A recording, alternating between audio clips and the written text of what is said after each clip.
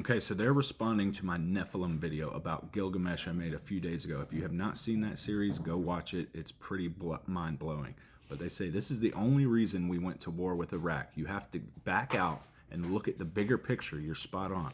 Can't say enough how right you are. So I found a WikiLeaks article with more information about this. Check this out. So just to refresh your memory, back in 2003, there was a guy named Jorge Fassbinder who was using LiDAR over the Mesopotamian area who found Gilgamesh's tomb. And then we went to war with Iraq 1 month later. So like it says here, it's not about oil. It's about the Gilgamesh resurrection protocol. In 2003, while the world stared at CNN screens and watched statues fall in Baghdad, a different kind of operation was unfolding beneath the sands of ancient Mesopotamia. The headline screamed weapons of mass destruction, but they were wrong. The real weapons were far older. Gilgamesh, buried in ziggurats and sealed crypts beneath Uruk, Nippur, and Eridu, because the U.S. military didn't invade Iraq for oil. It wasn't a war, it was a retrieval mission. So it says, according to multiple suppressed reports and now buried German archaeological documentation, a massive sarcophagus was discovered beneath the ancient city of Uruk, the oldest city known to mankind, and the legendary seat of Gilgamesh, the demigod, king described as 2/3 divine and 1/3 human. That would mean he's 66.6% demigod.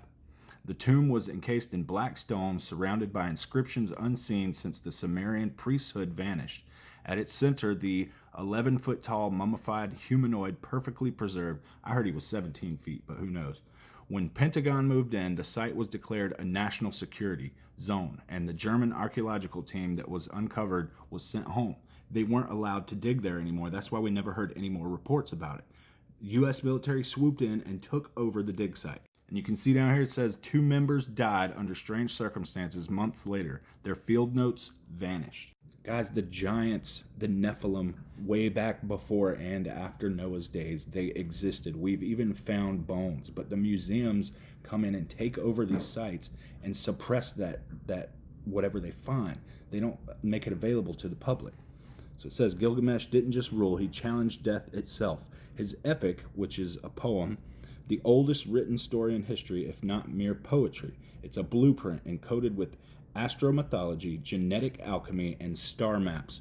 He sought the plant of eternal life, the Abzu, the primordial waters, and even descended into the underworld. I wonder if that's a plant that was found in Eden that existed after Eden. His body, if found intact, would be a living relic of the Nephilim blood, the forbidden hybrid lineage of divine and human DNA, outlawed by God and erased by the flood, but kept in whispers by occult societies for millennia. That's what they're doing. Many powerful secret organizations like the Freemasons, the Vatican, DARPA, and high-level Jesuit technocrats have long sought the blood of the gods, not only to worship it, but to weaponize it, and that's what this whole operation was about. The elite believe that time is cyclical. Whatever used to happen is going to come back around and happen again. It happens in every type of scenario. The tomb of Gilgamesh may not have been simply a burial site.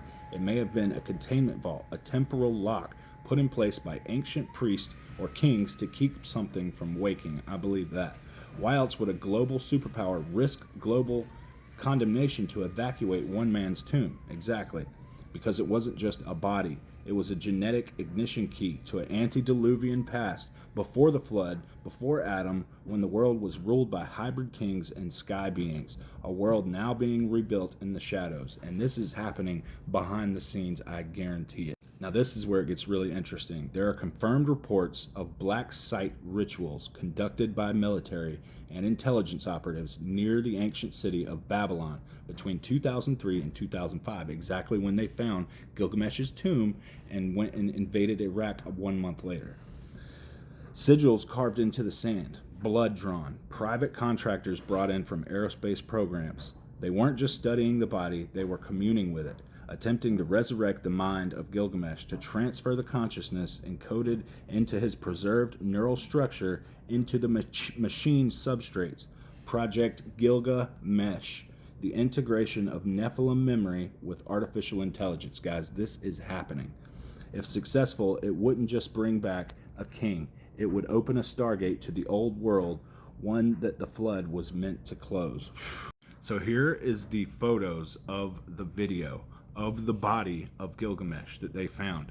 And if you want to see the video, it's in my other video I made a few days ago. Just click this comment and it'll take you to that video. So what did they find? Maybe the better question is what found them. When the tomb of Gilgamesh was opened in Iraq, it changed. It became a cursed zone, a vortex of endless war. Soldiers reported hallucinations, sleep paralysis, visions of ancient beings made of shadows. Entire squads broke out at once. This was not PTSD. No, this was Nephilim's spirits taking them over. The blood of kings had been harvested. The resurrection protocol had begun. Beneath the geopolitical chessboard lies an older game, one played by entities without blood, whose thrones are not of this earth. The elite do not seek wealth. They seek the keys to the forgotten power. Yes, they do.